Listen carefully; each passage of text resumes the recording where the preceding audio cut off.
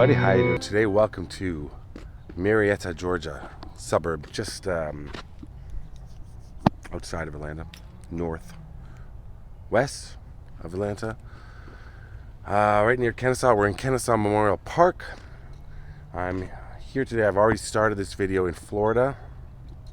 What happened to this young gentleman occurred in Florida. He's buried here. It took a little bit. Yeah, I'm in the right place. I was actually here yesterday. It was a downpour. I'm not afraid of getting wet at all, but it was just like almost like hurricane conditions. I couldn't even see with the camera, and it's pouring rain. All the grass see below me here and around me where all the people are resting. It was just mud and soaking, and it's not sunny, but it's a lot different today. So I've had to come back out here. So I've done part of this video already in Florida because the murder of Jordan Davis took place in Jacksonville, Florida. Right now at 11 on First Coast News, fatal encounter. It's the local crime thrust into the national spotlight. Police say a complaint over loud music escalates to a teen shot and killed. What happened to this young man was a travesty, was awful, was brutal and horrific. And he should still be here today. And this case is I hate to even put this young man's life, not the case. What happened is, it's going to make your blood boil, I think, and is just so unnecessary. Let's get into the story of Jordan Davis, also known as the Loud Music Murders. I've covered a lot of true crime on my channel and things like that, and they all get me angry or upset, as it would you, anyone else. There's this one in particular is really, really aggravates me, so I gotta actually just try to relax a little bit while I tell you the story, because every time I think about it, I get angry. And Jordan Davis's grave is right over here. He on Find a Grave, which is a great resource, I didn't have a pin to his actual grave. So what I did yesterday was I drove around. If you see all these benches by the tree line, I found a picture of Jordan's mother visiting him at his gravesite. So I just looked for the one bench that I thought was in the background. There's about 100 benches, but it didn't take me very long, and that was the bench right there. I could always go to the office and ask. Cemeteries are very, very helpful, cemetery offices and the people that work there. But I do like to find the grave myself as much as possible. So I looked for that bench there, the Goulds, or Mr. Gould or Mrs. Gould, who's there. And Jordan is not too far from there. So at times I'm going to intercut footage of me at the gas station where this incident occurred in Jacksonville, where I was a few weeks ago, and filming the location of this crime. Let me give you a little bit of information. Well, I'll give you an overview if you don't know the case, the Loud Music Murders. In 2012, I believe it was November 23rd, Jordan, he was 17 years old. He was in Jacksonville, Florida, and he was shot and killed by a man named Michael David Dunn. He was a software developer, following an argument between the two of them over loud music. So I want to say that again. He was shot and killed because of loud music. It's fair to say he asked for a common courtesy just to lower the music, correct? Yes. Tevin Thompson, another teen in the SUV, says Dunn, who was in his parked car next to them, asked them to turn down the music. Thompson described it in court as pretty loud, and said Dunn told them, "Turn your music down, I can't hear myself think." Everyone agrees the music was turned down, but that's when things escalated between Davis and Dunn. Jordan was born February 16th, 1995. His parents, Lucia and Ron Davis. He was born here in Atlanta. His parents later divorced, and Jordan spent much of his childhood living in either Atlanta or Jacksonville, Florida, where his father lived. So on November 23rd, I'm looking around, I've kind of lost I think Jordan's over here. I was here yesterday, like I said, but I've lost.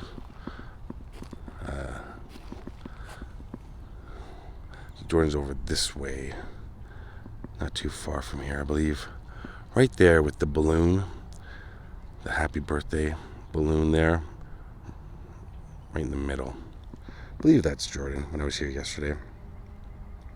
On November 23rd, 2012, Jordan and three of his friends, Leland, Tommy, and Tevin, they stopped at a Gate gas station in Jacksonville to buy gum and cigarettes. Tommy was the driver, and he went in the store to make a purchase. So Michael Dunn and his girlfriend, Rhonda, they pulled into a parking spot. Rhonda went into the store to purchase white wine and chips. Jordan and his friends were playing hip-hop, rap music. Michael Dunn, sitting in his car, complained to Jordan and his friends that the music was too loud and to turn it down. Apparently Tevin complied, but Jordan told him to turn the music back up. But isn't it true that Jordan Davis said to you, that turn it back up? Yes, sir. Thompson testified he did exactly that, and that he turned the music back up. According to witnesses, Jordan and Michael Dunn continued to argue, with Jordan Davis cursing at him and calling him names back and forth, that sort of thing. According to Dunn, Jordan threatened to kill him and opened his car door and pointed what appeared to be a shotgun. This is according to him. This is according to Michael Dunn. He took his handgun from the glove compartment of his car and began to fire at Jordan. They hit him in the legs, lungs, and heart.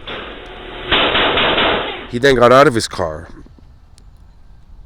continued to fire his weapon at Jordan, claiming he feared for his safety. Now, after the shooting, I believe it was Tommy, drove Jordan, who was still alive, a short distance to a nearby parking lot to get away from Dunn. Michael Dunn's girlfriend, Rhonda, returned to the car, and then the couple went back into the convenience store and ordered pizza. She later testified that Michael never mentioned the shooting to her. February 18th, Michael Dunn was arrested by Jacksonville police after investigators found no weapons, none, in the SUV that Jordan Davis was in. The trial for the murder of Jordan Davis began in Jacksonville February 12th, 2014. The prosecution showed that Jordan could not have opened his car door and pointed a shotgun at Michael Dunn because the child safety locks were on. During the closing arguments of the trial, the defense lawyers for Michael Dunn cited the language of Florida's Stand Your Ground law as reason for the jury to acquit their client.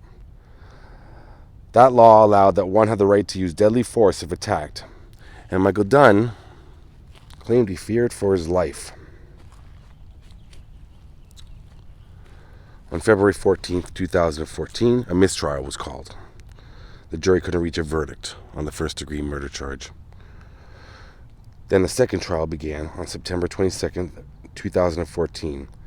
Michael Dunn was found guilty of first-degree murder, attempted second-degree murder, and firing into a vehicle. Sentenced to life in prison without the possibility of parole, plus 90 years.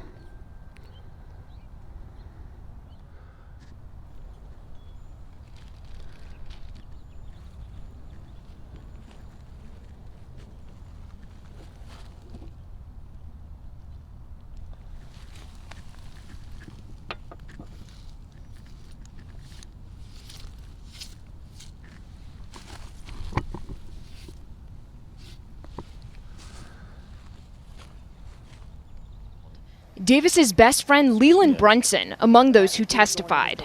Do you love Jordan Davis? Yes. Are you lying for Jordan Davis? No.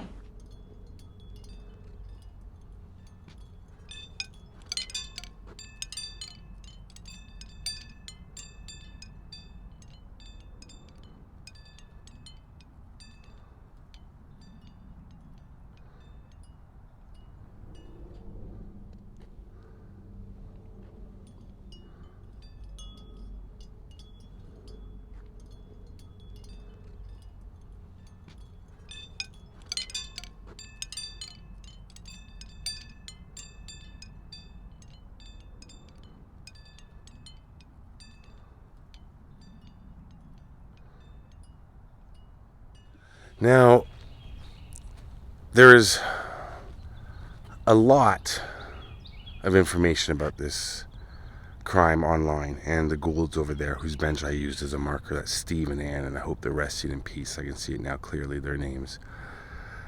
A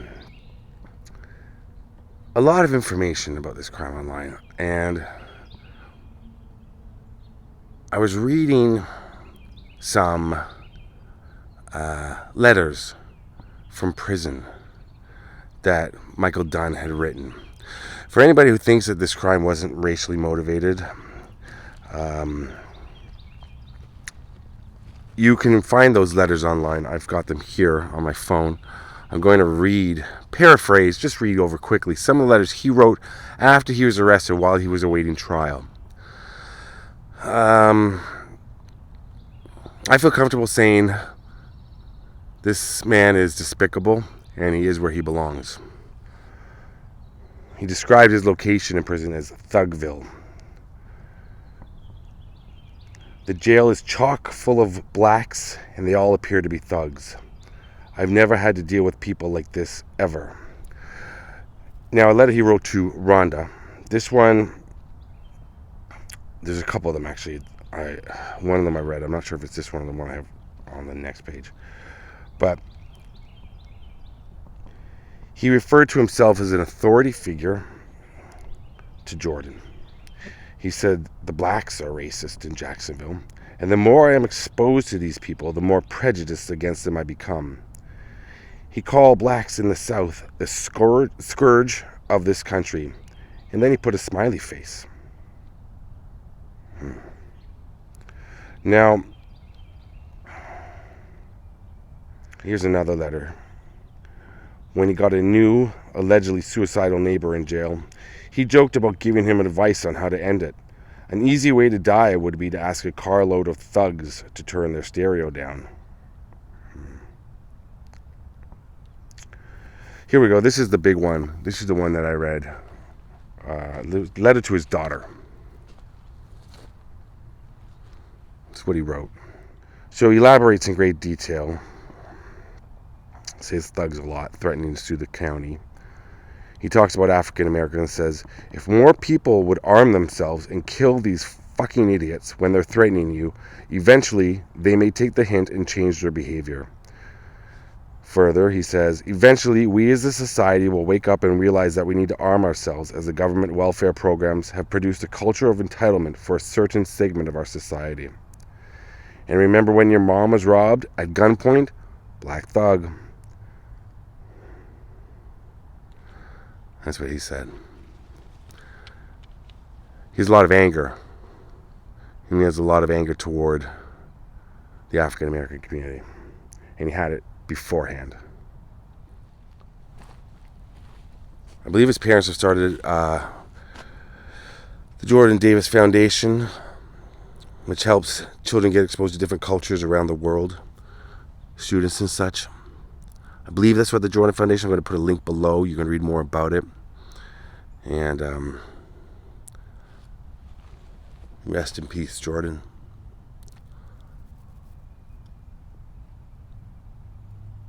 All the facts of the case that I read, like, you know, the trajectory of the bullets and what Jordan may or may not have said and what his friends claim was said, doesn't make a difference really what Jordan said.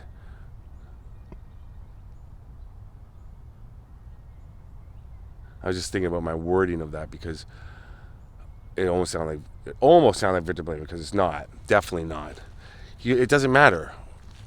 If you're in a public place and people are playing loud music that you don't like, walk away. Drive away. I mean, I love hip hop music. I love rap, so it wouldn't bother me.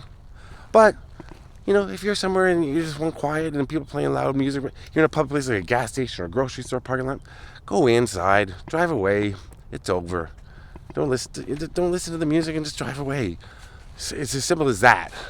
But of course, there was much more going on inside of Michael David Dunn. Much more anger and seething ferocity toward the African American community. And he took it out on Jordan Davis. Maybe Jordan mouthed off to him, said a few things to him, told their friends to turn the music back. He was a 17-year-old kid. a little defiant, you know, out with his friends. Beautiful day in Jacksonville, Florida. It's always a beautiful day there. Bright, sunny. And that angered Michael David Dunn because he didn't listen to him. Because Jordan didn't listen, didn't comply with what he wanted, what he expected him to do. So he concocted a whole story about Jordan having a shotgun. No. The man is where he belongs. I hope Jordan's family, they're never going to find peace. They're never going to find, they're never going to get over it. Lose a 17-year-old? No. But I hope they're coping as much as they can. And I know they're doing a lot for the community as well and for young people in Jordan's name. And hope his 3 buddies that were with him, was it 2012? They're getting ready to turn 30 soon. Jordan didn't have that chance. Rest in peace, Jordan. And thank you everybody for watching. Love you all. Peace out.